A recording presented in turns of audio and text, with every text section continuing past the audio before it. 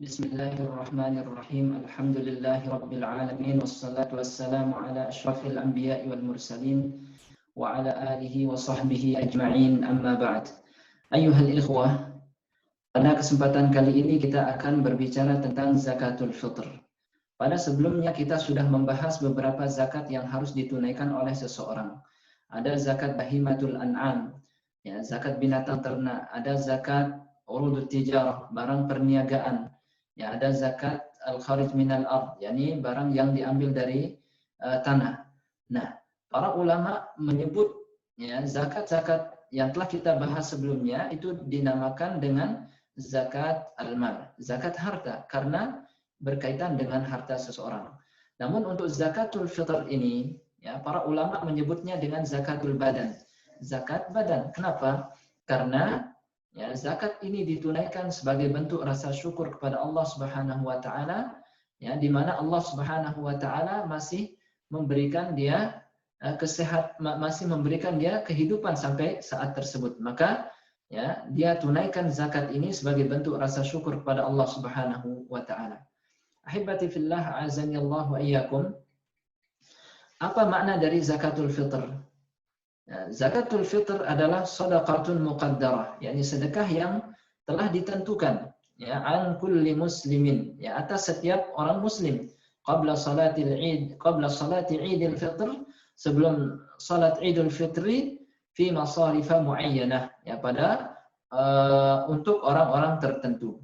Nah, zakatul fitr ini disyariatkan oleh Allah Subhanahu wa taala dengan tujuan yang sangat agung, ya, di mana dalam hadis yang diriwayatkan oleh Ibnu Abbas radhiyallahu taala anhuma, beliau menyatakan, farada Rasulullah sallallahu alaihi wasallam zakatal fitr tuhratan lis-shaimi minal lagwi war rafath wa tu'matan lil masakin. Ya, Rasulullah sallallahu alaihi wasallam mewajibkan zakatul fitr sebagai pembersih bagi orang yang berpuasa dari hal-hal yang sia-sia, ya, dan omongan yang kotor.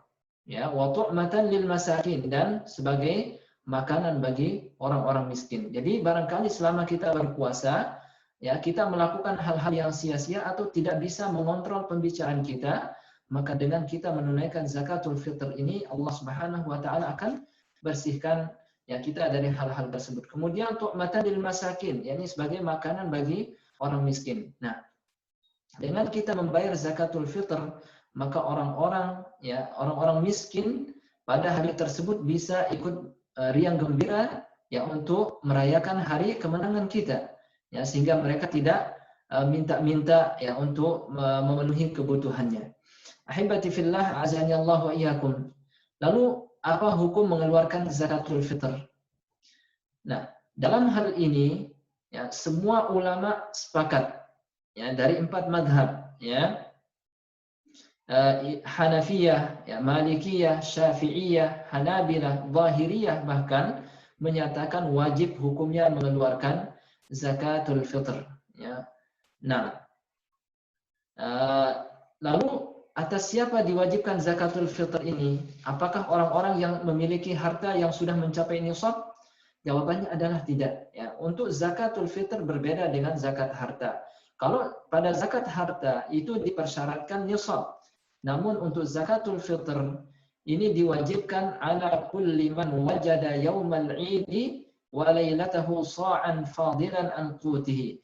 Yani diwajibkan atas setiap orang yang memiliki, ya, pada hari raya, ya, dan malamnya itu 1 sa' yang lebih dari makanan dia, wa quti iyalihi, dan makanan keluarganya, wa hawaijihi al-asliyah, dan kebutuhan-kebutuhannya yang mendasar. Nah, artinya apa? Ketika seseorang misalnya memiliki, ya, beras, ya, sebanyak 6 kilo, ya, di mana biasanya, ya, selama 1 hari 1 malam dia menghabiskan beras untuk makannya sebanyak 2 kilo. Maka di sini, ya, orang tersebut yang hanya memiliki 6 kilo ini, ya, dia harus mengeluarkan zakatul fitr. Kenapa? Karena, ya, dia memiliki, ya, harta atau dia memiliki beras yang lebih dari kebutuhannya, ya, selama 1 hari 1 malam tersebut.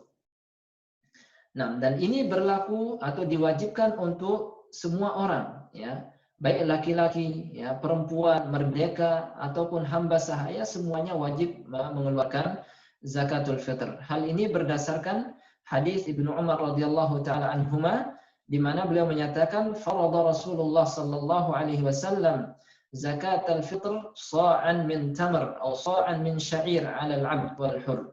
Ya, Rasulullah Shallallahu Alaihi Wasallam mewajibkan zakatul fitr, ya, satu sa' ya dari kurma atau satu sa' dari gandum. Atas siapa? Alal abdi wal hur, ya, atas hamba sahaya dan orang yang merdeka. Wadzakari wal untha, yakni laki-laki dan perempuan. Wassagir wal kabir, baik yang kecil maupun yang besar, minal muslimin, dari kaum muslimin. Jadi semuanya wajib mengeluarkan zakat, hatta ya al-janin, ya, hatta janin yang ada dalam kandungan ibunya dianjurkan, disunnahkan untuk dikeluarkan zakatnya. Baik. Berikutnya adalah waktunya, ya, kapan kita mengeluarkan zakatul fitr. Nah, untuk waktu pengeluaran zakatul fitr ini terbagi menjadi beberapa bagian. Yang pertama ada waktul jawaz. Jadi seseorang boleh, ya, boleh hukumnya mengeluarkan zakat pada waktu tersebut. Kapan itu? Qabla al-Eid biyaumin aw yaumain. Yani sebelum satu hari atau 2 hari sebelum Eid. Jadi ini hukumnya boleh seseorang melakukan ini. Hal ini yang dilakukan oleh Ibnu Umar radhiyallahu taala anhuma, di mana beliau, ya, memberikan atau menunaikan zakatul fitrnya sehari atau 2 hari sebelum Eid. Kemudian yang kedua adalah waktu wujud, yakni waktu, ya, seseorang diwajibkan untuk mengeluarkan zakatul fitr. Kapan itu?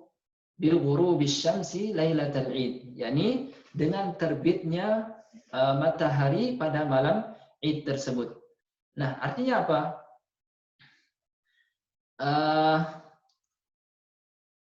Ketika, ya, matahari terbit, ketika matahari tenggelam, ya, pada malam Id, maka seseorang wajib untuk mengeluarkan zakatul fitr ini. Namun sebelumnya itu tidak ada kewajiban untuk dia menunaikan zakatul fitr, tetapi dia boleh untuk membayarnya terlebih dahulu sebelum sebelum datang waktu wajibnya.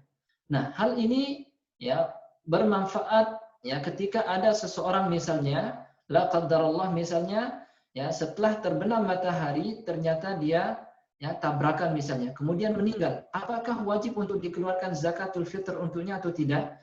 Jawabannya adalah iya. Kenapa? Karena dia sudah ada kewajiban, ya, untuk membayar zakatul fitr tersebut. Namun misalnya ketika ada seorang anak, ya, dilahirkan setelah tenggelamnya matahari, apakah dia wajib untuk membayar zakatnya? Jawabannya tidak. Kenapa? Karena dia lahir setelah berlalunya waktu wajib untuk membayar zakatul fitrnya. Nah, kemudian yang ketiga ada waktu afdaliyah, waktu yang afdal. Kapan itu?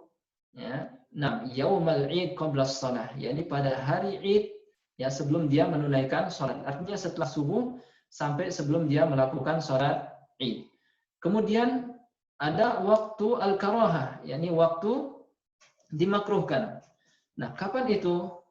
Yaumal Id ba'da shalah, yakni pada hari Id setelah sholat. Artinya misalnya ada seorang dia lupa untuk menunaikan zakatul fitr sebelum sholat Id. Tapi setelah sholat Id, sebelum terbenamnya matahari pada hari raya tersebut, dia ingat dia belum menunaikan zakatul fitr. Maka di sini dia diperintahkan untuk mengeluarkan zakatul fitr, tetapi, ya, itu adalah waktu makruh untuk mengeluarkan zakatul fitr. Kemudian bagaimana kalau seandainya dia tidak ingat sama sekali, ya, dan dia baru ingat setelah tenggelamnya matahari pada hari raya tersebut?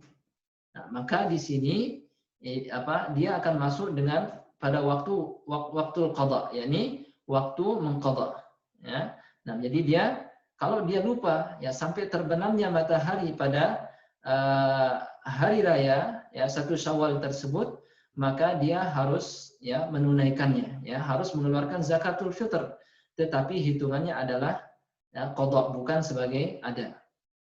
Baik, yang berikutnya al-mukhraj, ya, berapa yang dikeluarkan oleh seseorang, ya, sebagai zakatul fitrnya. Nah, yang dikeluarkan itu adalah sa', ya, 1 sa', ya. Nah, berapa 1 sa' ini? Ya, pada pembahasan sebelumnya sudah kita bahas. Ya, 1 sa', ya, yang dipilih, pendapat yang dipilih oleh Syekh Utsaimin, ya, itu sama dengan 2 kilo 40 gram, ya. Namun Syekh Abdul Aziz bin Baz, ya, rahimahullahu taala, begitu pula Dewan Komisi Fatwa di Saudi itu memilih, ya, 3 kilogram, ya, untuk untuk beras, ya. Nah, jadi 1 sa' yang dikeluarkan sebagai zakatul fitr. Nah, apa saja yang dikeluarkan, ya, sebagai zakatul fitr? Nah, di sini yang dikeluarkan, ya, bisa berbentuk bur, ya, gandum. Ya, bagaimana kalau seandainya ada orang yang mengeluarkan dalam bentuk tepung, ya, tepung yang diambil dari gandum. Nah, boleh, ya, boleh dia lakukan, ya, boleh dia keluarkan tepung tersebut sebagai zakatul fitrnya. Nah, kemudian yang kedua ada tamar, yakni kurma. Ya, dia boleh mengeluarkan kurma sebagai zakatul fitrnya. Kemudian ada syair, yakni ini salah satu jenis dari gandum, ya. Nah, kemudian yang keempat ada zabib, yakni kismis, ya, anggur yang dikeringkan. Kemudian yang berikutnya adalah al-aqid, yakni susu yang dikeringkan, ya, susu yang dikeringkan. Nah, ini juga bisa digunakan untuk membayar zakatul fitr. Nah, bagaimana kalau tidak ada hal-hal ini? Maka di sini seseorang ketika dia tidak mendapatkan hal ini, maka boleh baginya untuk mengeluarkan, ya, dalam bentuk qutul balad, yakni makanan di daerah tersebut, ya. Nah, namun dalam mazhab Hambali dinyatakan dia tidak boleh berpindah, ya, dari 5 hal tadi kecuali dia tidak mendapatkan 5 hal tersebut, baru dia boleh pindah ke yang lain, ya. Namun mazhab yang lain menyatakan enggak, ya, selama itu merupakan makanan pokok, ya, di tempat tersebut, maka dia boleh mengeluarkannya, ya, sebagai zakatul fitr. Seperti kita di Indonesia misalnya, makanan pokok kita adalah beras, maka silakan dia keluarkan beras sebagai zakatul fitrnya. Bagaimana, apa hukumnya mengeluarkan zakatul fitr dari